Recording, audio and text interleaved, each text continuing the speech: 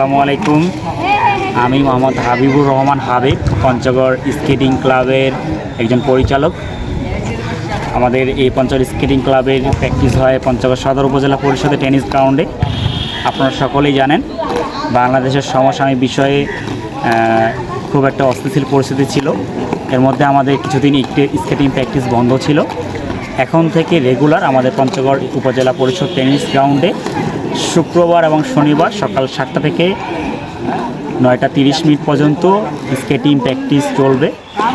আমাদের সকল স্কেটিং খেলোয়াড়দের আমি অনুরোধ করছি তোমরা সবাই আমাদের স্কেটিং প্র্যাকটিসে চলে আসবে এবং অভিভাবকদের দৃষ্টি আকর্ষণ করছি আপনাদের সন্তানদেরকে আগের নিয়ম অনুযায়ী আগের সময়টুকু মেনটেন করে স্কেটিং প্র্যাকটিসে নিয়ে আসবেন।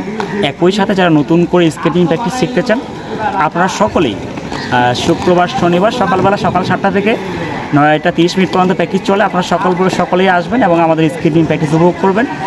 একই সাথে আমাদের শরীর মন সুস্থ রাখার জন্য স্কেটিং প্র্যাকটিসের বিকল্প নেই। সকলকে আবারও আমাদের পঞ্চগড় স্কেটিং ক্লাবের পক্ষ থেকে আন্তরিক শুভেচ্ছা এবং কৃতজ্ঞতা জ্ঞাপন করছি।